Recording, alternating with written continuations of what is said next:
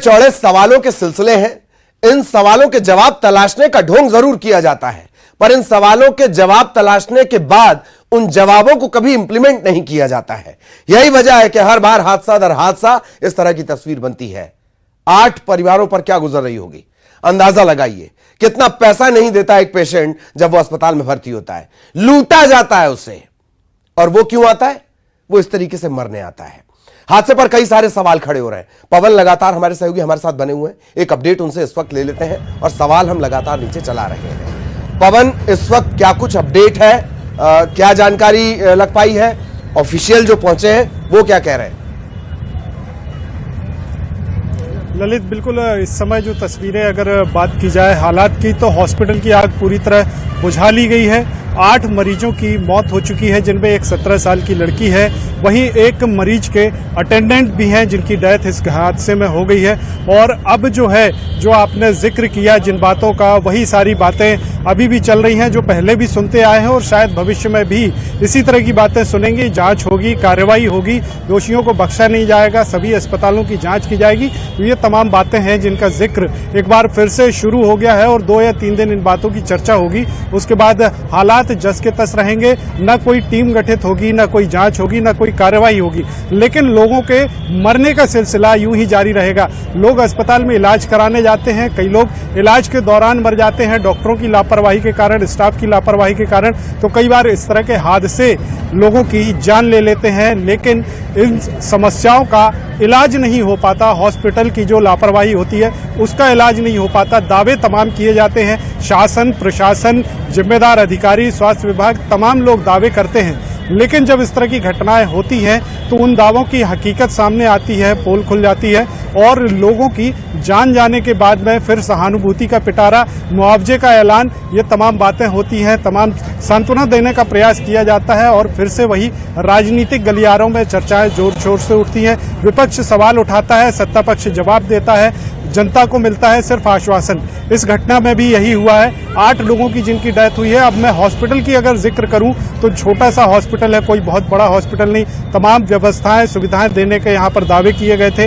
Hospital के staff में तकरीबन 50 लोगों को रखा गया जो मरीजों का इलाज करते थे, उनकी देखरेख करते थे। हॉस्पिटल में ही एक दवाई की दुकान भी नीचे ग्राउंड फ्लोर पर रखी और उसी के बाजू में एक जनरेटर रखा हुआ था और शुरुआत जो हादसे की हुई वो उसी जनरेटर से हुई। जनरेटर में आग लगी, जो आग लगी वह दवाई की दुकान में पहुंची और दवाई की दुकान से होते हुए पूरे हॉस्पिटल को अपनी चपेट में ले लिया, जिसमें धुआं भरने के कारण कई लोग गंभीर हो गए, अनकॉन्शियस हो गए, जो भाग नहीं पाए, जो भागने की कोशिश कर रहे थे।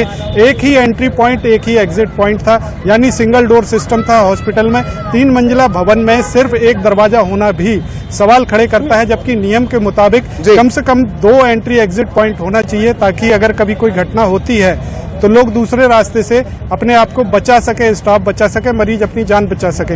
लेकिन यहाँ भी नियमों की अनदेखी की गई। सर्वे की बात की जाती है स्वास्थ्य विभाग द्वारा कि लगातार सर्वे किया जाता है, इंस्पेक्शन में निर्देश दिए जाते हैं, कार्यवाही की जाती है, लेकिन कार्यवाही कैसी होती है उसका ये उदाहरण है कि यदि सही ढंग से जांच की जाती तो शायद आज ये हादसा नहीं होता। जी। प्रतीक भी हमारे सहयोगी लगातार हमारे साथ बने हुए हैं। प्रतीक, क्या कुछ अपडेट आपके पास हो वो साझा करें? इस अस्पताल के बारे में अगर कोई जानकारी हो वो हमारे दर्शकों से साझा करें।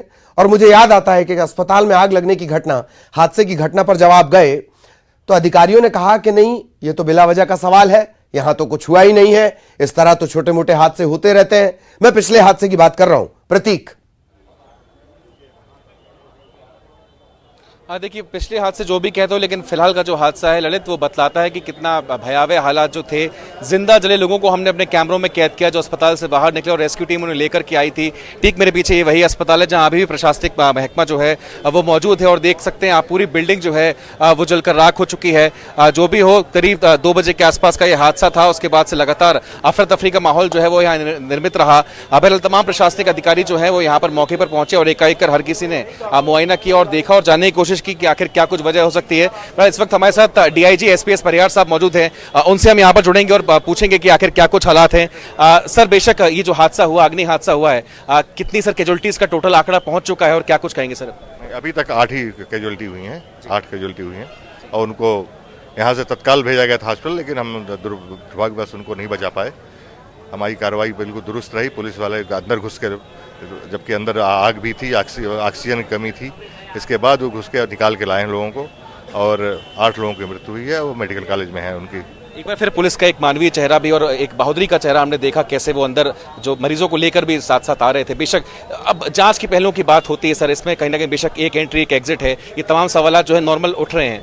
अब वो तो इन्वेस्टिगेशन में आएगा, कहाँ पे लापरवाही है, कहाँ पे जानबूझ के की गई कार्रवाई, उसके हिसाब से कार्रवाई की जाएगी। घायलों की स्थिति क्या है सर, कहाँ अभी भिजवाया गया है? अभी सभी मेडिकल में भिजवाए गए हैं सभी।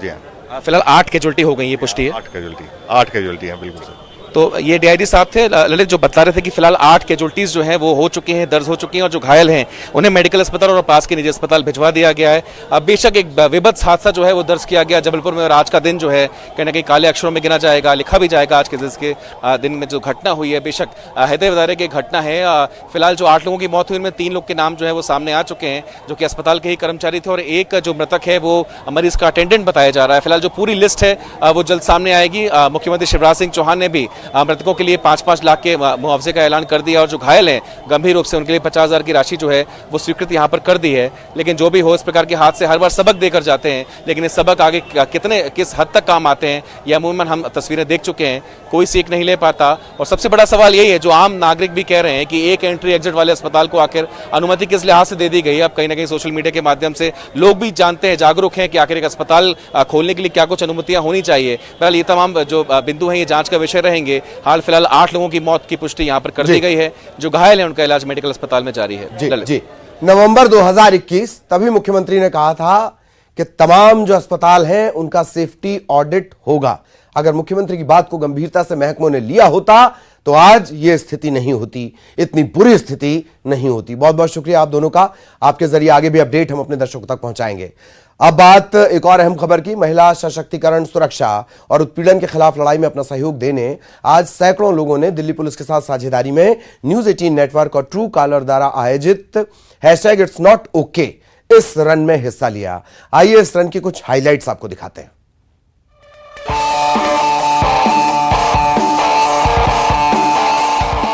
न्यूज 18 नेटवर्क और ट्रू कॉलर ने दिल्ली पुलिस के साथ साझेदारी में राष्ट्रीय राजधानी में रन टू एम्पावर का आयोजन किया, जहां धावकों ने इट्स नॉट ओके कॉज के लिए दौड़ लगाई। मुख्य अतिथि के रूप में केंद्रीय पर्यावरण मंत्री भूपेंद्र यादव के साथ ये रन इस उत्पीड़न विरोधी अभियान call it out because it's not okay का हिस्सा रही। एम्पावरिंग का अर्थ है इक्वल अपॉर्चुनिटी। इक्वल अपॉर्चुनिटी ज्यादा महत्वपूर्ण है, और सिक्योरिटी तो चाहिए ही चाहिए, लेकिन सिक्योरिटी से ऊपर का जो स्टेप है डिग्निटी चाहिए। इस दौड़ को दिल्ली के विशेष पुलिस आयुक्त कानून और व्यवस्था सागरप्रीत हुड्डा ने झंडा दिखाकर रवाना किया, और इसमें दिल्ली पुलिस के 50 कर्मियों ने भाग भी लिया। पुलिस की तरफ से ये संदेश है, #It'sNotOk to be silent। कोई भी अगर विमेन हैरेसमेंट का इशू होता है, या कोई भी लड़की या विमेन के साथ कोई हैरेसमेंट करता है, तो उस विमेन को चाहिए कि वो साइलेंस को ब्रेक करे और पुलिस स्टेशन को रिपोर्ट करे।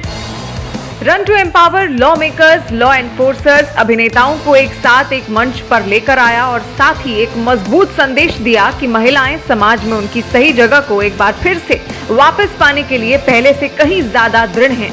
हम में से हर महिला लगभग ने ऐसा फेस किया होगा, some kind of harassment, be it physical harassment या ऑन द फोन। तो ये हमारी आदत है कि हम चुपचाप सह लेते हैं, but it's not okay. You have to call out people who harass us, and this is a beautiful campaign. ये बहुत ही बढ़िया कैंपेन है।